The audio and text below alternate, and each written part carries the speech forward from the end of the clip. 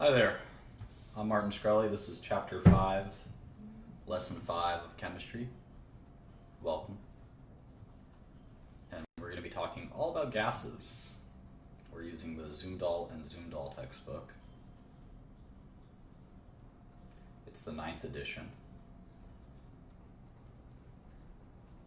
And it's pages 189 to 244. This should take about 2 hours if we do it right. It could take an hour and a half, but it shouldn't be any less than that. This chapter may not be crucial for studying pharmaceuticals. So if you're only interested in medicine and pharmaceuticals, you may want to skip this. It's up to you. It depends on how much time you have. I don't recommend skipping it. I think you will not have a complete understanding of chemistry if you don't listen to the gases chapter or study gases. But nevertheless, I just want to point that out for anyone who's really time pressed and wants only the most pertinent lessons. So let's leave it at that. Okay, well, gases are one of 3 phases of matter, right? Liquid, solid, and gas. And so they're an important phase, even though we don't see gases a lot in life. We do live in a mixture of gas. It's called air. It's a solution of sorts. And so to a certain extent, gas does matter. We're going to see a few gases in pharmaceuticals, not many. But nevertheless, we still have to go through this. Okay, so there's a lot of properties of gases. The first one we're going to talk about is pressure. Pressure. Gases have lots of properties. One property that's kind of universal is they uniformly fill. They uniformly fill any container. So over time, there's no part of a container that has more of a gas or less of a gas. The concentration should always be constant. You won't see all of the gas concentrated in one area, for instance. When you just let out a gas, perhaps it'll start like this. And it'll slowly kind of diffuse into the rest of the room. Most of the concentration will be in one place, but it'll eventually become like this. So that's sort of one property of a gas. Another property of gas is that it's easily compressed. Gas doesn't take up much space, so you can put a lot of gas in a small amount of space if you wanted. A gas mixes completely with any other gas. So those are a few properties, but let's talk about one property called pressure. Now we see pressure a lot of the time. So if we have a balloon, let me draw a little balloon here. It's like a red balloon maybe. We know that if we put air in the balloon, we can get a large balloon. And that's because the air is putting pressure on this balloon to expand. That makes a lot of sense. Similar example is a Coke can. Here I'm drinking my wonderful Coke. And when the can is empty, it doesn't have any Coke left, and we remove the gas from the can, you can imagine what will happen. The can won't stay the shape. It'll get crushed. Why is that? It's because the atmosphere actually has a pressure on the can. So if you removed all the air from the can, you would see this can get crinkled and crushed. You can imagine if you were strong enough to remove it all and then seal it very quickly, the can would be like it would go from something that looks like this to something that looks maybe like this. Those are my sound effects. Be kind of crushed, right? And that's because the environment, the air has pressure. It has its own air pressure.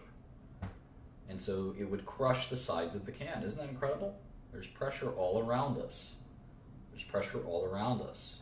And that's an interesting point. So anyway, let's get off that point for a second, but just keep it in the back of your mind. One of the important ways to measure pressure is something called a barometer. Barometer, it's a tool used to measure atmospheric pressure, and it's developed invented by a guy named Torricelli. And he was actually a student of Galileo, which is kind of interesting.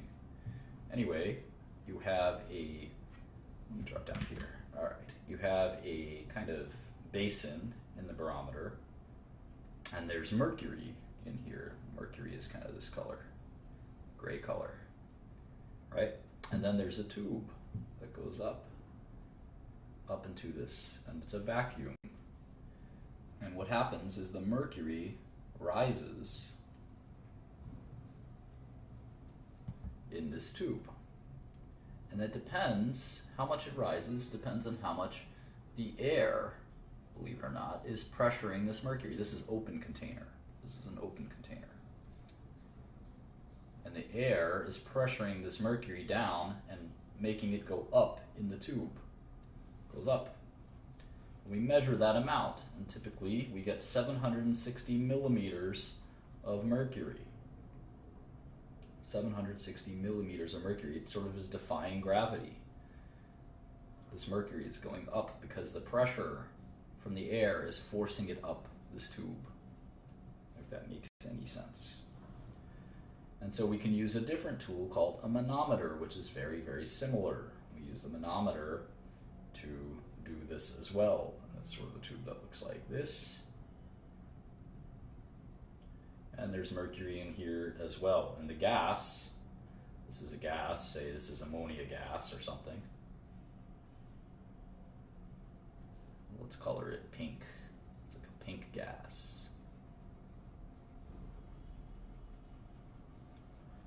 And then here's the mercury in gray. And depending on how much pressure, there's a few kinds of pressures here. There's two. There's one coming from the air. This is an open container. So the air is pressuring the mercury back, and the gas is pressuring the mercury back as well. So it's like a tug of war. And whichever has the most pressure will win. And we can actually subtract the distance that here from here. And we can tell here that the air is pushing the mercury back more than the other way around. And we can certainly have it the opposite way, where it's up to here, and the mercury has been pushed back all the way up here. And then you would subtract this from this, and you'd get the millimeters of mercury. What's kind of interesting is we use this millimeters of mercury. The reason I mentioned this guy Torricelli, sometimes we call that a torr. Isn't that interesting? Because he invented the barometer, so we like to honor people. So 1 millimeter of mercury is a torr. And 760 millimeters of mercury is what we call standard atmospheric pressure. Standard atmospheric pressure. And we can move on from here. We don't have to discuss pascals and things like that. I think that's a waste of our time. So let's go to 5.2.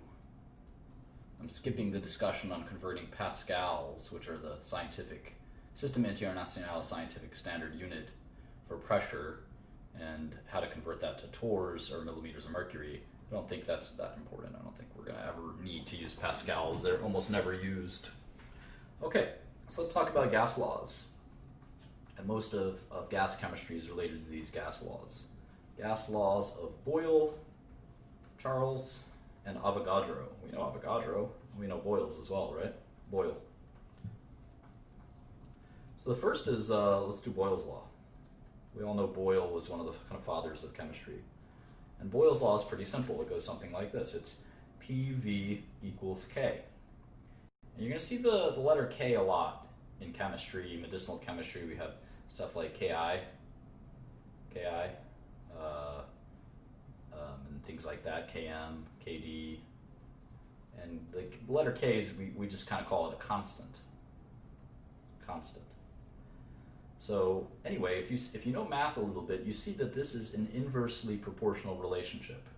P times V always has to equal K. You can argue that K should equal 1. And you'll know that if P is 0.5, V would have to be 2. If P is 0.1, V would have to be 10. And this makes sense. The lower the pressure, the more the volume. The higher the pressure, the less the volume. 20 it would have to be what? 0.5, right?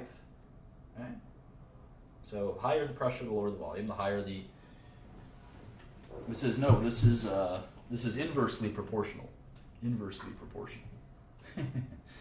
Poor guy. He's almost always right, but not this time, buddy. So this is an inversely proportional relationship, and this in math this forms something called a hyperbola in math. So we don't have to worry about that too much. But anyway, Boyle determined this inverse proportionality of pressure and volume, and we called it Boyle's law. And this is for ideal gases. We're going to learn about this concept. Conceptually, this makes sense. Sometimes when we measure it, it's slightly off. And we'll talk about that later as real gases. Real gases. There's some real world changes and errors when we measure this, but in general, this is about accurate. So keep that in mind. So anyway, let's do a little math. Now that we know Boyle's law, how do we use it? Let's try using it.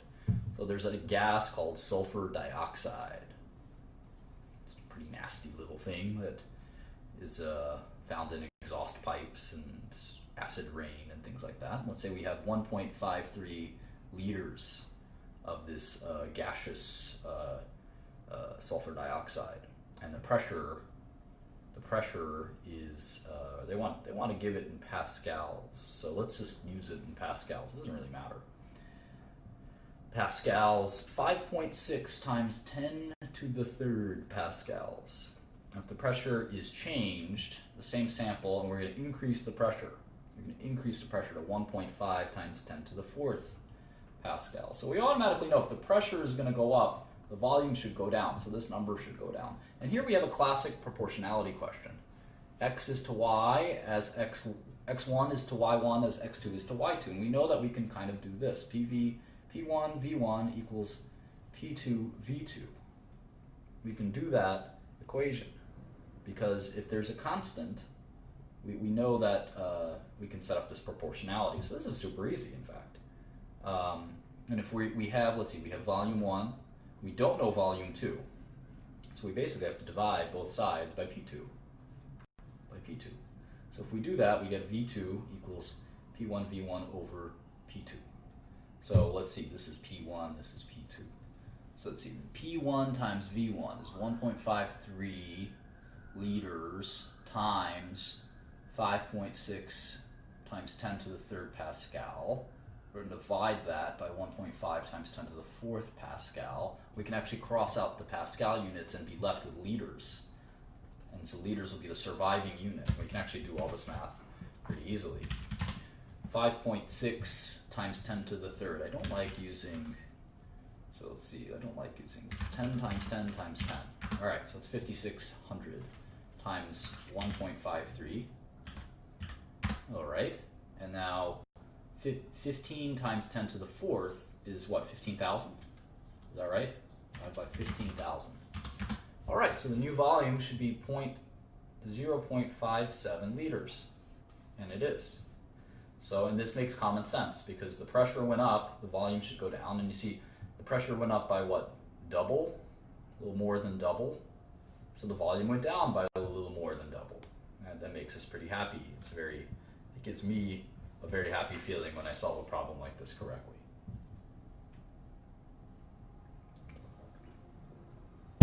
All right, what's next? Charles's law.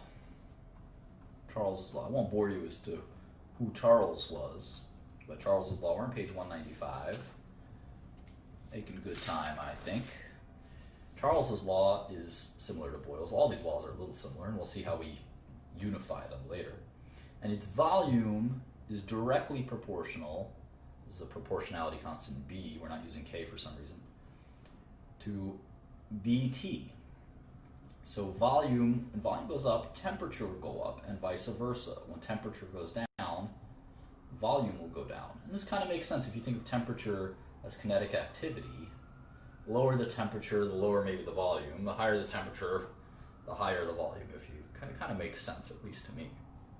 But one thing to keep in mind is in temperature, we're always going to use Kelvin. So keep that in mind. Okay. So we have a gas at 15 degrees Celsius and 1 atm. and it has a volume of 2.58 liters. Okay? What volume will it occupy at 38 degrees? Same pressure. So we don't have to even worry about pressure.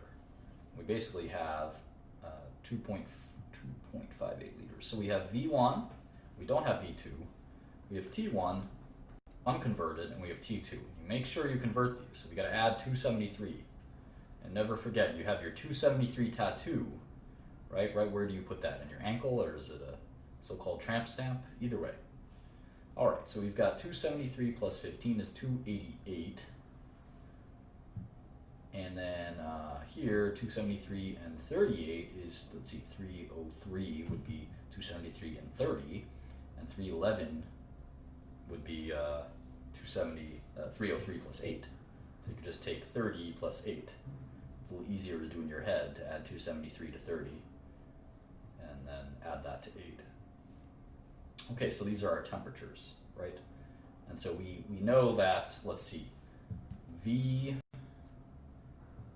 how do we do this? V over T, if we isolate the proportionality constant, V over T equals B. And anytime you have this proportionality constant, you could just double it. So V1 over T1 equals V2 over T2. So let's see, what's V1? V1, again, is 2.58 liters. T1 is converted, is 288. And this equals V2, which we're trying to solve for, over 311. So how do we isolate V2? How do we isolate V2? Well, I suppose we can multiply. Let's see, what's a good way to do this? We multiply T2 times V2. Would that work? Or do we just multiply? How do we do it? What's the algebra? Does anyone remember? Some funny comments up in here. All right. Let's see. I think we can multiply both sides by 311. Maybe I'm crazy. Let's try it out. 2.58 divided by 288 times 311 is 2.79. So usually in algebra we can multiply this to remove that, and we get 311 times that, and this sort of disappears. And that's how we usually isolate in algebra V2. We can cross multiply, but this is a little easier. So we did the math, and this equaled 2.786 liters, or 2.79 liters. And does this make sense? Well, let's see. The temperature went up, so the volume went up, and that makes sense according to Charles's law. So 2.79 liters.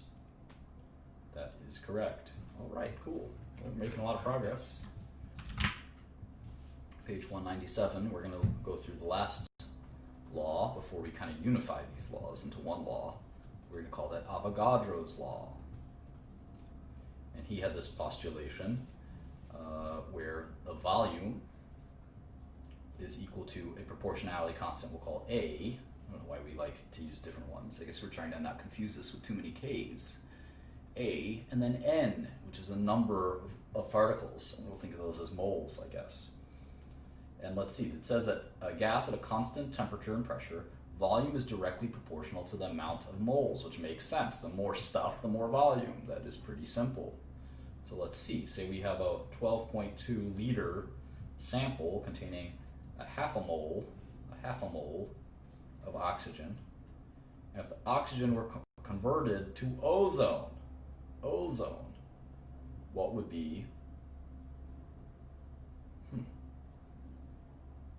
the volume? So volume 1 is 12.2 liters. Volume 2 we want to know. And let's see, N1 is moles of oxygen, and N2 would be moles, right? Moles of ozone. This is O3. So So 3 oxygen can become 2 ozone, which sort of makes sense. And let's see how many moles. We had half a mole of oxygen. So we would have, let's see, 3 over 0.5 would become 2 over x, if that makes sense. I think that makes sense. And so this would be 0.33. 0.33. So you could cross multiply, for example. This is 1 equals 3x divided by 3 divided by 3, and you get 1.33. This is 0.33 moles. Okay. So now we can set this up. V divided by both sides, so V over N equals V over N. V1 over N1 equals V1 over N2. V1 is 12.2 liters. V2 is X, we don't know what it is. N1 is 0.5, N2 is 0.33. So let's see, we can multiply both sides by 0.33 to get rid of the 0.33 over here, and we can solve for X very easily. So let's see, what's 12.2 divided by 0.5 is 24.4, multiplied by 0.33 is 8.05, or just maybe 8.1 liters. So we solve this, and does it make conceptual common sense? Does it make common sense? 8.1 liters.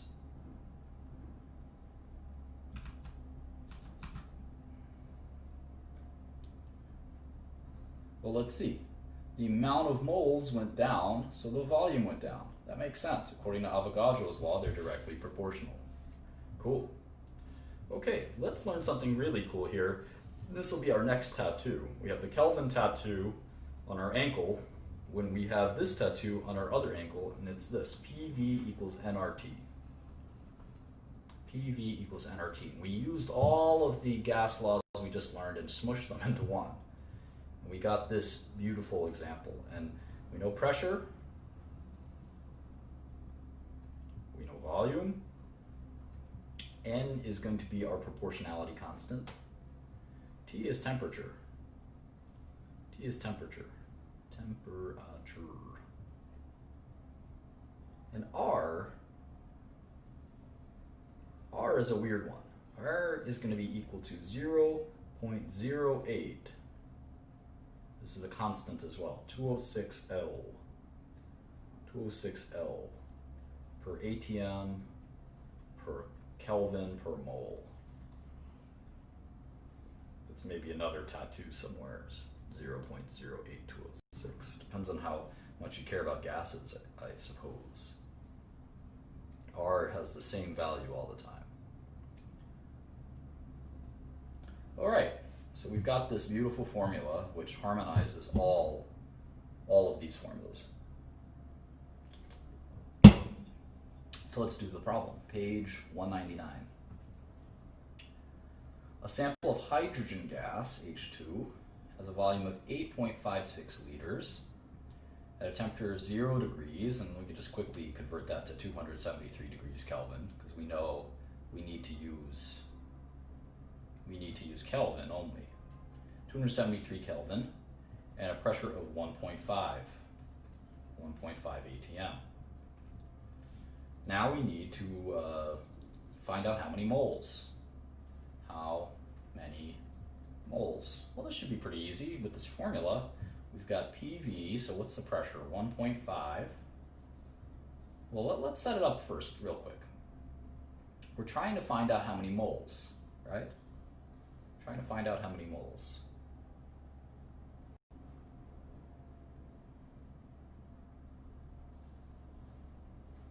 So N is moles, right? So if we solve for N, we can divide RT by both sides. So basically N moles is equal to PV over RT. So what's the pressure? 1.5, the volume is 8.56. This is, I'm going to write this in small letters up here, PV, and that's RT. R is always 0.08206, so that's pretty easy. What's the temperature? 273.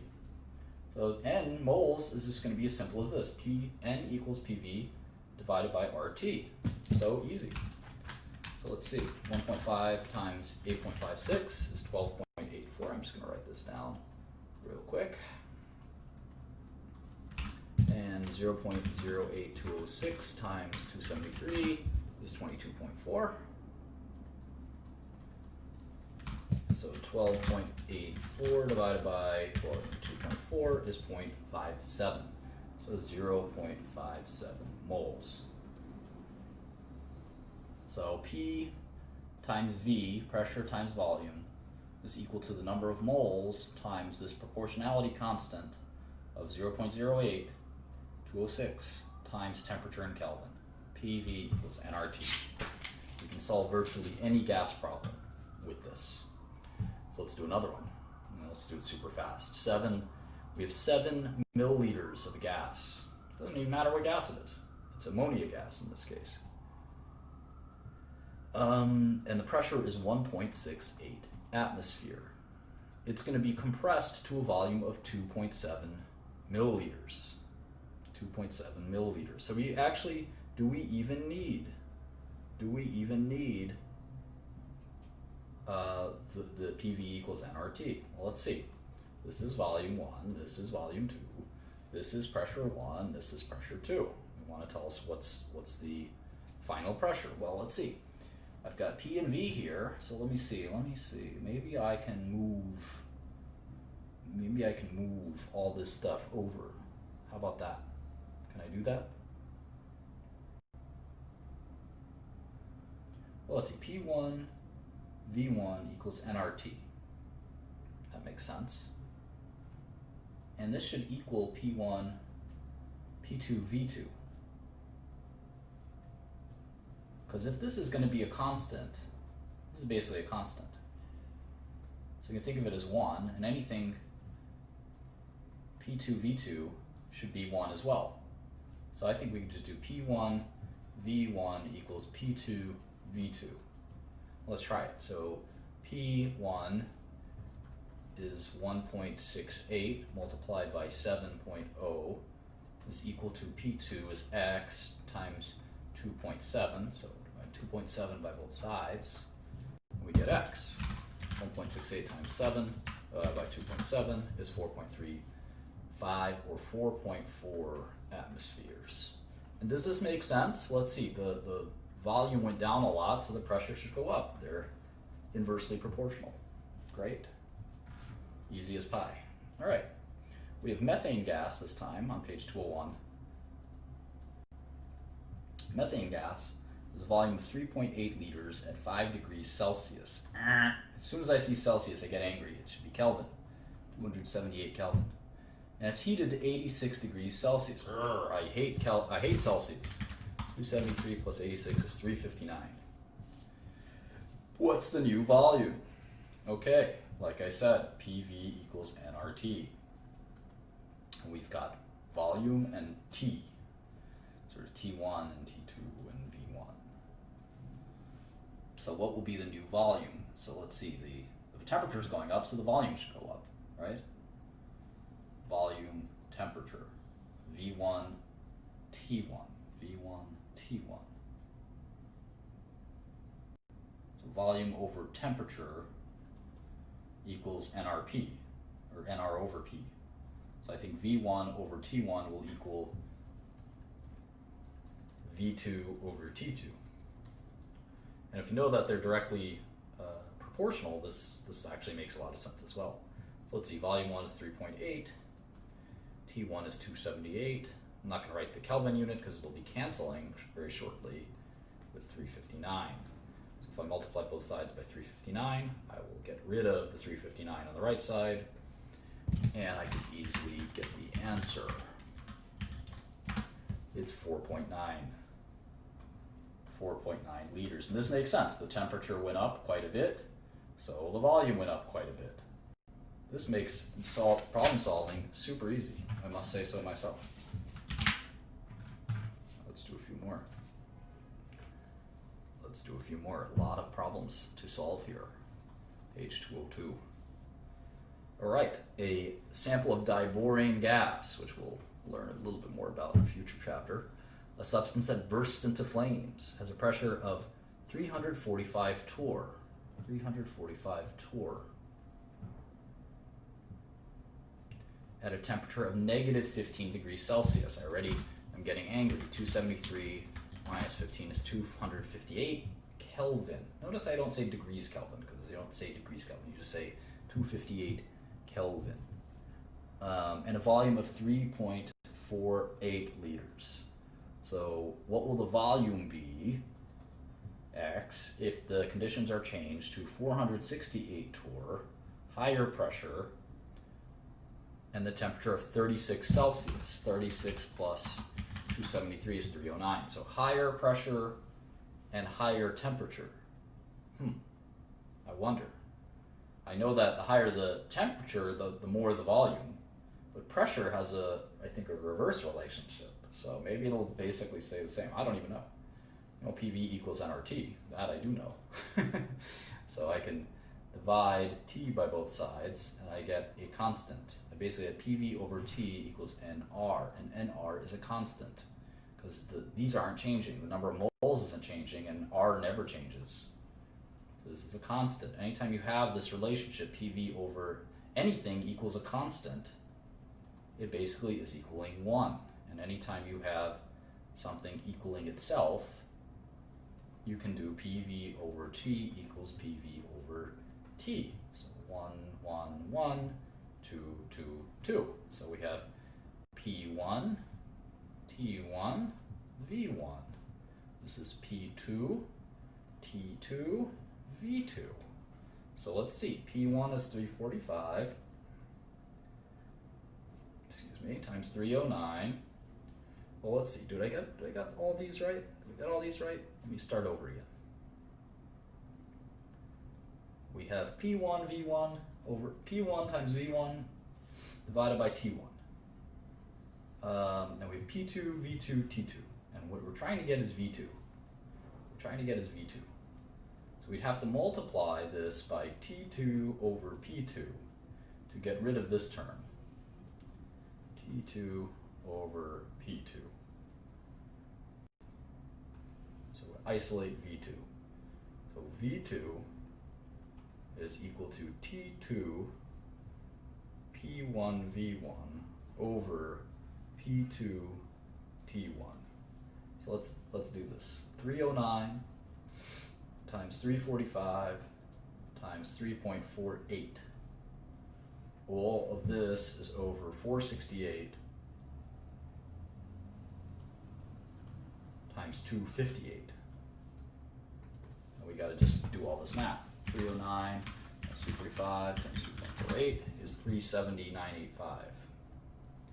370,985.4. And we're going to divide that by 468 times 258, which is 120. 120,744. We take these and we get the quotient. We get 3.07. So volume is 3.07. And does this make sense? Well, the temperature went up a little bit, not much, 20%. But the pressure went up by like 30%. So the volume went down. Because even though the temperature went up, the pressure went up more. And that contributed to that. And again, we can do all of these calculations like this. So let's move on. We've done a lot of calculations. Let's go to this section they're calling gas stoichiometry. Gas stoichiometry. And you wouldn't be surprised that this is going to basically be the same as section 5.3. We're going to use PV equal nRT over and over and over again. All right, so they're telling us we have a mole, 1 mole of an ideal gas at 273 Kelvin and 1 ATM. All right, so volume is equal to nRT over P. We know that. So 1 mole, that's just 1. R is always our friend 0.08206. Temperature is 273, and pressure is just 1. So you can actually just say 0.08206 times 273. What is that? Interestingly, it's a very important number, 22.42 liters. And so basically what we know now is that anytime we have a mole of a gas at standard room and temperature, standard temperature is 0 degrees Celsius or 273 Kelvin, and 1 atmosphere or 760 milliliters of mercury. Anytime we have that, we basically have the volume of 1 mole of any given gas. Isn't that interesting? So the molar volume of 1 mole of gas. That's pretty important, that number turns out. So let's say we have a sample of nitrogen gas, and it has a volume of 1.75 liters. How many moles are present? How many moles are present? Well, this isn't too hard to figure out. We can actually do 1.75 liters, and we know that 1 mole of nitrogen gas is equal to 22.42 liters. As we just learned that, it's always the same. That's standard, and we call it STP. It's not Stone Temple Pilots, it's standard temperature and pressure. 0 degrees Celsius and 1 ATM. Standard temperature and pressure. Stop listening to the Stone Temple Pilots and worry about this. Poor singer of the Stone Temple Pilots recently died. Rest in peace. All right. So if we do this, we can see that we can cancel these two out. Liters are gone here, and all we have is moles. So 1.75 liters over 22.42 is equal to, well, this number is going to be smaller than 1, of course, because it's basically 2 divided by 22, or in many ways, it's 1 divided by 22. It's 1 mole. Is it? No, it's 1.75. So this multiplied by that. And that equals, let's just do it. 1.75 divided by 22.42 is 0.078. 1, 2 is 7.8 times 10 to the negative second moles of nitrogen. Does this make sense? Yeah, because if we have 1.75 liters, and we know that at STP, 1 mole of any gas is about 22 liters, then something that's about 2 liters is going to be less than a mole. It's going to be like 1/10 of a mole. And here we have, it's a little less than 1/10 of a mole. So that makes a lot of sense. All right, let's do another problem. We have something called quicklime, which is calcium oxide. Quicklime.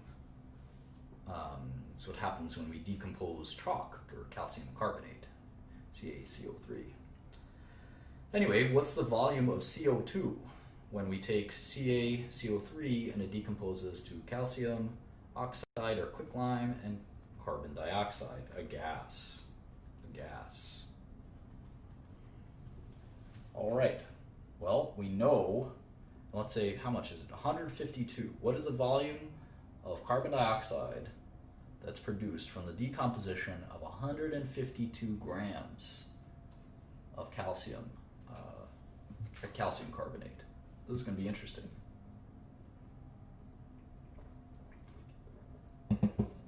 Well, what's the molar weight?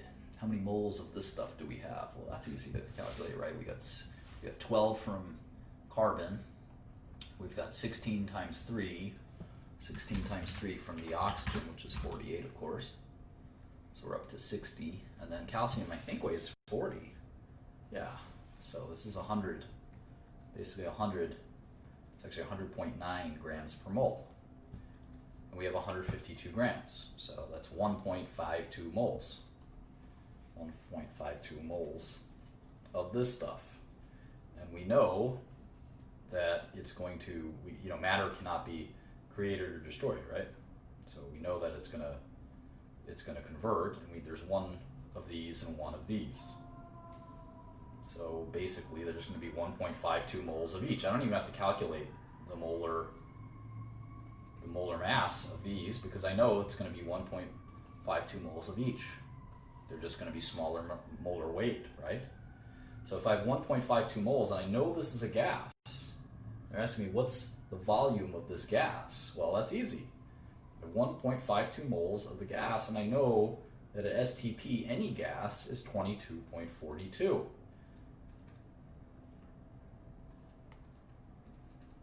So the moles cancel out, and I get 34.1 liters, simple multiplication. That's why STP is very useful. STP is very useful. One more concept that we're going to learn. We're on page 207. We're making very good time. We may even finish in an hour, but I won't promise that. Page 207. One of the ways we can use this PV equals nRT is to actually calculate the molar mass, or molecular weight, the molar mass of a gas from its density. So that's going to be a lot of fun. So let's see. N, of course, is our grams of gas. N is the number of moles, but we can kind of derive N in many ways because it's the grams of gas, right, divided by the molar mass. This makes sense. This makes sense. That's how we get moles. Take how many grams and what's the molar mass, or moles per gram. And that's how we get the number of moles. So the mass over the molar mass, in other words, right? Moles is equal to mass over molar mass. All this moles got me thinking about my teeth, molars. Molars are the big teeth in the back of your mouth. So anyway, if we take PV equals nRT, we divide both sides by V, we get P equals nRT over V. And what's interesting is instead of N, we can actually substitute this, right? And say mass over molar mass, RT over V, right? That's doable. We're doing some neat equations here. Then we can actually put molar mass in the bottom. So it's mass times RT multiplied by molar mass times volume. But we know that mass over volume is density, right? Mass over volume is just density. So now we've got pressure is equal to density RT over molar mass. And we could do some more algebra to solve for molar mass. So molar mass of a gas, any gas, is density times RT over P. So a little bit of algebra here. So how do we do this? All right, well, they're telling us that the density of a gas was measured at 1.5 atmospheres, 27 degrees Celsius, blech, we're already going to say 300 Kelvin. We'll just do it right there, then and there. And the density is found to be 1.95 grams per liter. 1.95 grams per liter. They want to know what is the molar mass. Well, that's easy. So X is equal to density, which is 1.95 grams per liter, multiplied by R, which is always the same, 0.08206, multiplied by temperature, which is 300, divided by 1.5. All right, let's add it all up. 1.95 times 0.08206 times 300, all divided by 1.5 is 32. So the molar mass is 32 grams per mole. I wonder what that is. It must be oxygen gas. O is 16. So, must be oxygen gas. They don't even say that here, but it's probably oxygen gas. So, we can use these formulas to find out some pretty cool stuff. And we've done a lot of that. And some of it should be very satisfying and cool that we've learned these formulas. 5.5, we're going to learn something called Dalton's law of partial pressures. What? Dalton even did gases? Yes, he did. Yes, he did. He was such a great chemist. Dalton's law of partial pressures. This is page 208. We're almost done. We're about say 2/3 of the way done. The rest of this chapter, though, is going to be a little more theoretical and kind of more cerebral, less mathematical. We're going to do an occasional problem, maybe. All right, so Dalton said that for a mixture of gases in a container,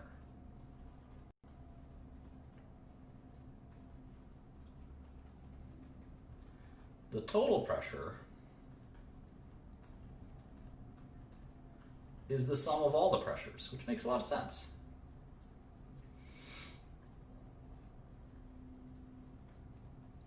All of the partial pressures of each gas.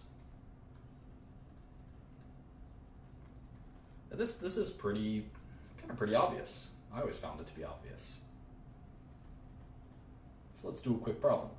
So a mixture of helium and oxygen gas. And then so we use 46 liters, you're doing this in a scuba tank, 46 liters of helium at 25 degrees Celsius, we're already going to say 298 Kelvin. I hate Celsius, as a scientist at least. 298 Kelvin. And 1 ATM. And the tank also has 12 liters of oxygen gas at 25 degrees Celsius, same temperature, 298 Kelvin, and 1 ATM. And the tank has a volume of 5 liters. So we need the partial pressure of each gas and the total pressure. Oh boy, this problem looks like a lot of fun. How do we do it? Well, PV is nRT. That's the first thing. We just look at our tattoo. PV equals nRT. And they're asking us, what are they asking us again? Calculate the partial pressure of each gas. So one of the first things we need to know is how many moles is in here. So that's easy. We can get moles with PV over N. PV over RT is equal to N, which is moles. So the first N of the helium is going to be the helium pressure, which is 1 ATM, times the helium volume, which is 46. We're going to divide that by the helium R, which is, R is always the same thing, it's 0.08206. We're going to multiply that by the T, which is 298. So how many moles do we have? We have 46 divided by, well, it's actually going to be, what, 22 point, we always know that, well, let's just do it. Let's just do it. 0.08 206 times 298 is actually 24.45. 46 divided by 24.45. All right, 46 divided by 24.45 means we have 1.88 moles. Let's just shorten that out to 1.9 moles. We have 1.9 moles of helium. So we do the same thing with oxygen, and over O2 is 1 times 12, same denominator. That's 12 divided by 24.45. Now it's actually, if you eyeball it, that's something like a fourth, right? So 12 divided by 24.5 is 0.49. 0.49 moles of oxygen. So we know we've got 2 moles almost of helium and 0.49 moles of oxygen. So now we need pressure. So pressure is simple. Pressure, PV, is equal to nRT. We divide both sides by V. Pressure is nRT over V. So the pressure of helium is equal to the N of helium, which is 1.9. Thank you for getting that. The R, 0.08206. The temperature, which is 298, all divided by the volume, which is 46. So let's see. 1.9 times 0.08206 times 298 divided by 46. Well, did I get that right? What's the volume? What's the volume? The tank volume is not 46. The tank's volume is 5. The tank's volume is 5. Remember, I want the volume of the tank.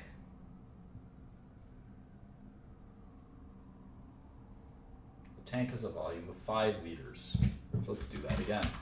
1.9 times 2.8206 times 298 divided by 5 is 9.3. 9.3 atmospheres. All right, how about the pressure of the oxygen? So let's see, P equals nRT over V, 0.49, 0.08206, 298, and 5 liters is the volume of the tank. So let's see, 0.49 times 0.206 times 298, all divided by 5 is 2.39 ATMs, or 2.4 ATMs. So the partial pressure of the helium is 9.3 atmospheres. The partial pressure of the oxygen is 2.4. And we know, thanks to Dalton's law of partial pressures, that the total pressure of this tank should be 11.7 ATM, which is almost 12 times higher than the pressure, normal air pressure, which is why it's a pressurized tank. It's a pressurized tank. We're putting a lot of gas, 58 liters of gas in 5 liters, so it's going to have a lot of pressure. All right, let's study something else. We're on page 210. We're learning about something called the mole fraction. Mole fraction. This is a bit of a dense concept. This is the ratio of the number of moles of a given component, like let's say oxygen and air, in a mixture to the total.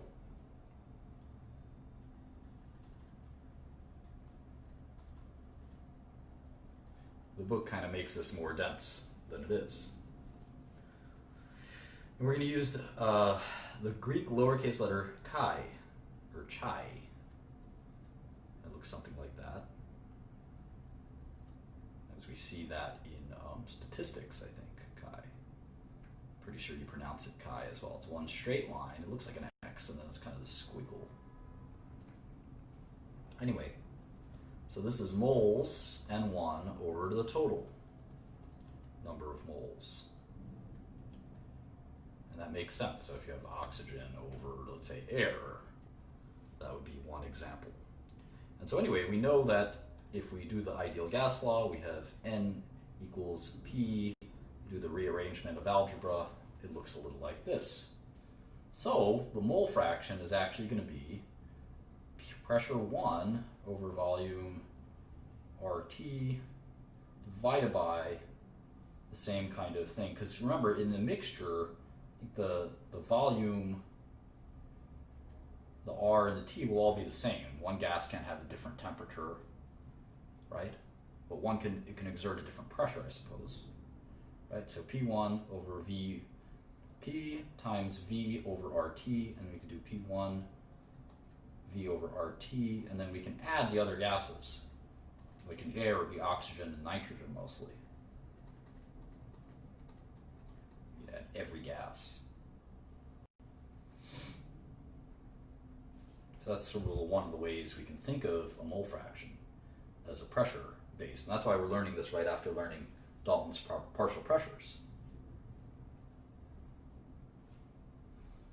And you could basically see that the mole fraction is the pressure, because all this stuff is the same.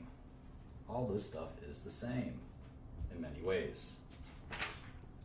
So let's use this law. Page 212. Page 212.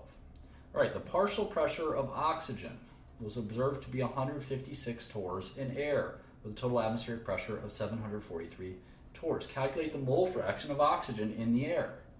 Huh. That's interesting, isn't it? Total pressure was 743. The pressure of oxygen was 156. So how do I do that? Well, let's see. 156 over 743 is equal to 0.21, 21%. This makes sense. This is 1/20th, or 1/5 roughly, of that. So through this chi concept, we've learned that the mole fraction is 0.21. So the answer is actually 0.21. And that's amazing because Dalton's law of partial pressures tells us that all of the pressures combined contribute to the total pressure. So the mole fraction, we know that because the PV equals nRT, and PV equals nRT, we know that the RT is going to be the same, the volume is going to be the same, and the N is going to be the same. So it really is all about the pressure. So if it's 21% of the pressure, it's also going to be 21% of the moles. It's pretty cool. That is pretty cool. All right, let's move on. Page 212 again. Collecting a gas over water.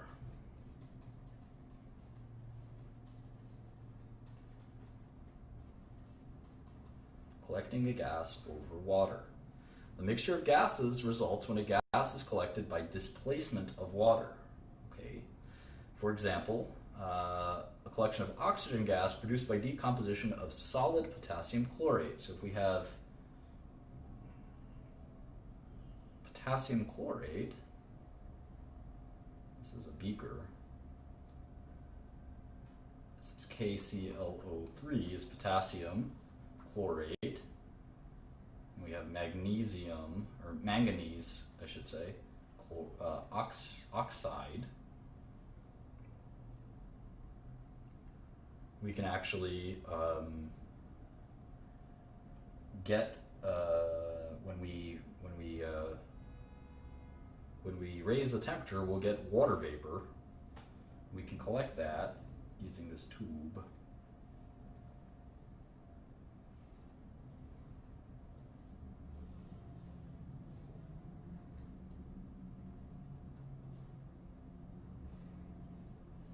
There will be water vapor.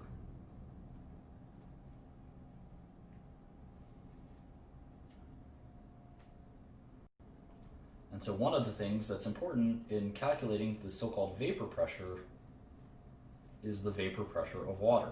So this is a reaction that will lead to gas being absorbed in this beaker, upside down beaker, and we need to understand the vapor pressure of water. So let's look at this example. We have that potassium chlorate we were just discussing, and it was heated in that test tube and decomposed. So we got 2 potassium chloride and then 3 oxygen. And this is a balanced equation. And the oxygen was collected by displacing of the water at 22 degrees Celsius. So we're going to add 273 immediately to get 295 Kelvin at a total pressure of 754 torr. The volume we collected was 0.65 liters. The vapor pressure of water at 22 degrees Celsius, or 295 Kelvin, is what? It is 21 torr. That is interesting. It automatically tells us something about pressure, doesn't it? So what is the partial pressure of the oxygen? Well, we know that the pressure of, this is the water vapor. This is the water vapor. So we know that the partial pressure of the oxygen, if this is the total pressure, the partial pressure must be what? 733. 733. So now we're going to use the ideal gas law. So we want to know, they told us what's the partial pressure, we got that. And what is the mass? What is the mass contained, since we got this volume? Well, we need to know number of moles. So number of moles of oxygen is, let's see, PV equals nRT. I'm going to divide both sides by RT, so I get PV over RT equals N. So the pressure of the oxygen was 733. The volume was 0.65. Well, let's convert this to ATM. 733 torr, 760 is 1 ATM, so it's 0.964 ATM. We need to do it in ATMs, not torrs, otherwise the whole equation won't work. The volume is 0.65, R is always the same, 0.0826, and volume or temperature is 295.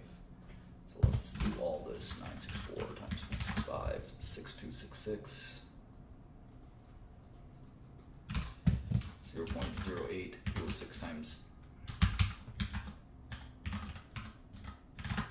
24.45. It's going to be 0.0256. Let me make sure I did this correctly. Let's see. 964, 65, 2.295. Maybe I got it wrong. Let's see. 0.08 equals 6 times 290. Oops. 0.08 equals 6 times 295 is 24.2077. So let's see. 0.6266 divided by 24.2077. There we go. 259. 0.0259 or 2.59 times 10 to the negative second moles of oxygen. All right, so what did they want us to know? They want us to solve this equation. Well, if we have 2.59 times 10 to the negative second moles of oxygen, then this should be 2/3, right? Two-thirds of that. So we can multiply that by 2/3. And 2/3 times 2.59 times 10 to the negative second, 2/3 times 2.59 is 1.72. 1.72 times 10 to the negative second moles of KLCO3. And if you do take the molar mass, which is 122.6 grams, and we put we have to multiply by 1 point the number of moles we have by the molar mass. 2.6 times 0.0172 is 2.11 or 2.12 grams. So that is a nice problem on page 214 if you want to do it again by yourself. It is pretty simple, but a very, very satisfying problem to do. All right, so let's get very theoretical here. We're going to do 5.6, which is page 214. We're almost done with this chapter, but this is going to be very theoretical. If you don't understand everything here, I don't think it's that big of a deal. But we're going to talk about the kinetic molecular theory of gases.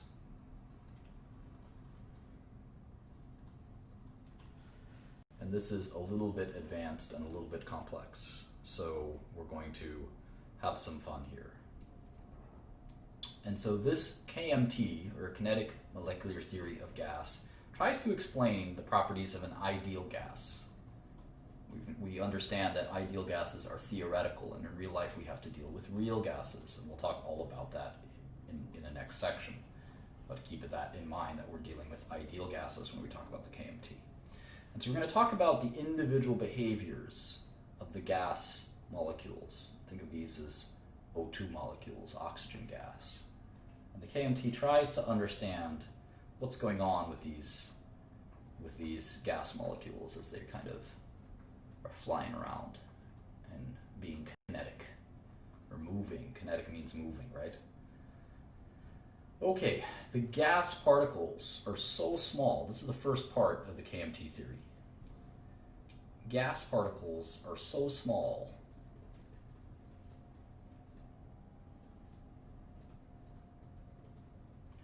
the distances are so small compared to the distances between them.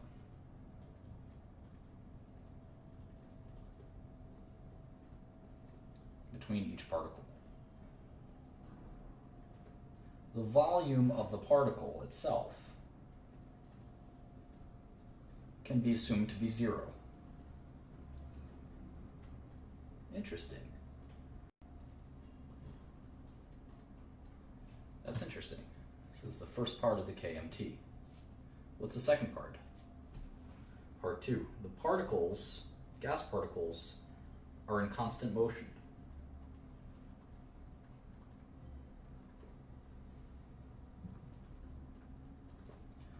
the collisions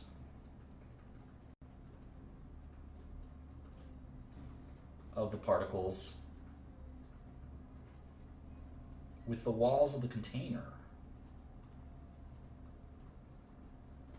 The walls of the container are the cause of the pressure exerted by the gas.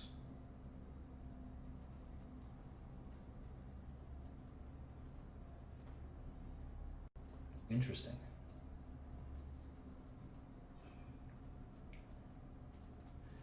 Part 3 is, I think, the most interesting, where they say the particles are assumed to exert no forces on each other. They don't repel each other, they don't attract each other. You think that's reasonable?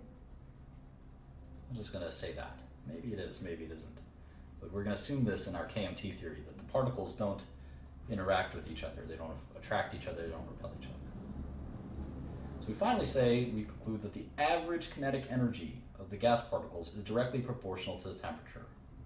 Temperature is proportional to kinetic energy. That makes a lot of sense to me. So of course there is a volume in real gases. So number one is not accurate in some ways. Remember, this is just a theory, a model. But gas particles are not so small that their volume is zero. They have some volume.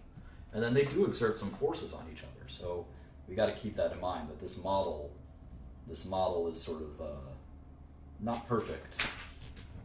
But if we think about some of the theories we've crafted here, a good example is Boyle's law, right? That pressure and volume, PV equals K.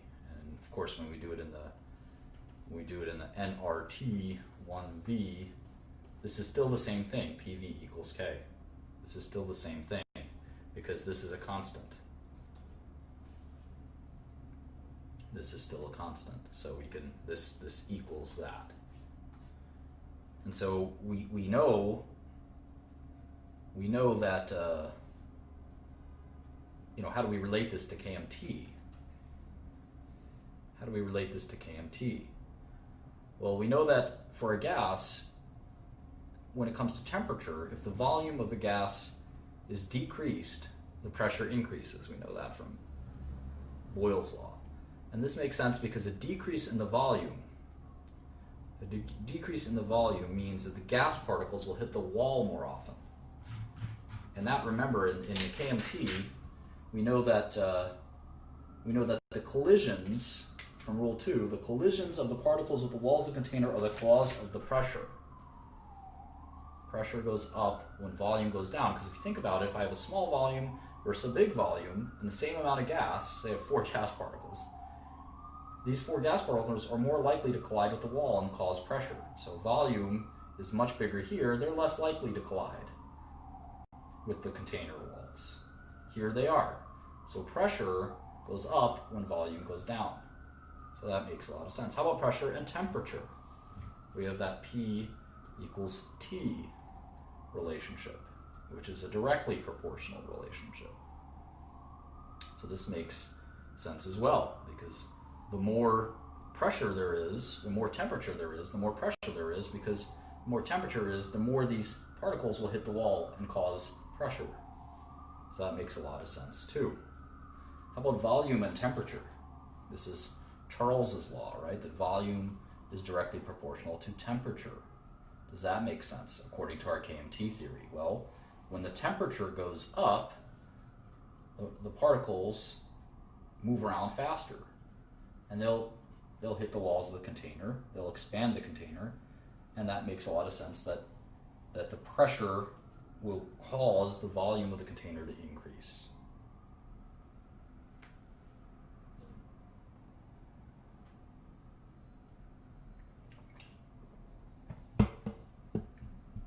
How about Avogadro's law, where there's a directly proportional relationship to the number of moles? Well, according to KMT theory, this makes sense, because an increase in the number of particles, right, will cause the pressure to increase. Why is that? Why is that? Well, the only way to accommodate all of that pressure is a higher volume. If there's more particles, say there's 8 here instead of 4, there'll be more collisions, more pressure, more volume. So moles increases proportionally with volume. So this KMT theory seems to make sense.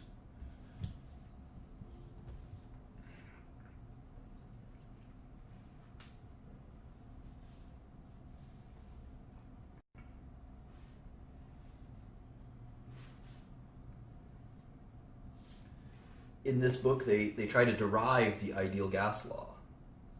And they use some physics to do that. This is on page 218. We're going to skip this derivation. They also try to discuss the meaning of temperature and root mean square velocity, which is a concept we'll actually return to at some point in medicinal and organic chemistry. But between 218 and 219, we're going to skip some of these because I don't find them to be terribly important. The problems associated with them are on page 220 and 221. We'll be skipping those. If you're interested in learning about root mean square velocity, not volume, root mean square velocity, or deriving the ideal gas law, or thinking about temperature in terms of kinetic energy, you can certainly do that. I don't think it'll help you. It'll certainly be interesting, but I would encourage you to skip that. So we're going to section 5.7 on page 222. We're almost done. This is 244 pages. The 244th page is the end of the chapter, and I think we just have a few more pages to go because of the questions at the end we don't do, so maybe 8 more pages. All right, 5.7 is effusion and diffusion.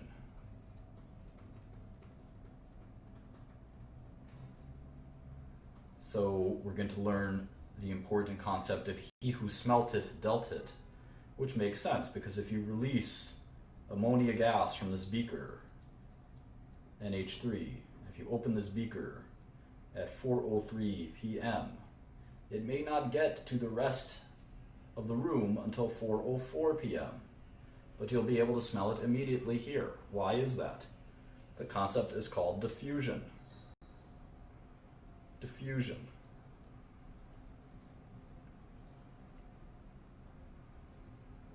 And the rate of diffusion is the rate of the mixing of the ammonia gas with the air, which is oxygen and nitrogen mostly.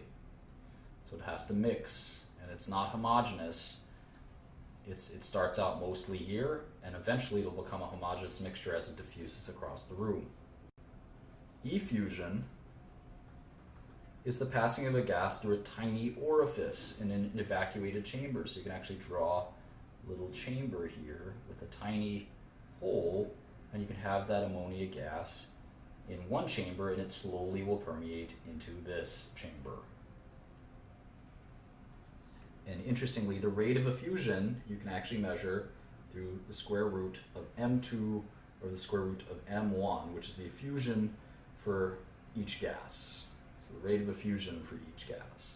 And I think we can pass on studying this. I think if you care about doing these calculations, 222, 223, and a little bit of 224, and you will have your equations for this stuff, for effusion and diffusion. Let's go on. Let's go on to real gases. It's like Real Friends, the new Kanye West song. Real gases. Well, we actually see sometimes that there are some correction factors we have to take into account. That's why ideal gases are a little bit off. So the observed pressure of a gas will often equal, of course it's going to have nRT and V, but then we're going to have this thing called NB, which is the volume correction. And we're going to also have something called a pressure correction. So this equation tends to explain why there's slight differences in the measurements we make sometimes. And there's a lot of reasons for that. And we don't, I think the scope of this book, the scope of what we're trying to do, it's not that important. So 224 to 226, if you want to learn all about why there's these slight errors in the PV equals nRT formula, you can study that. I don't think they're practical though.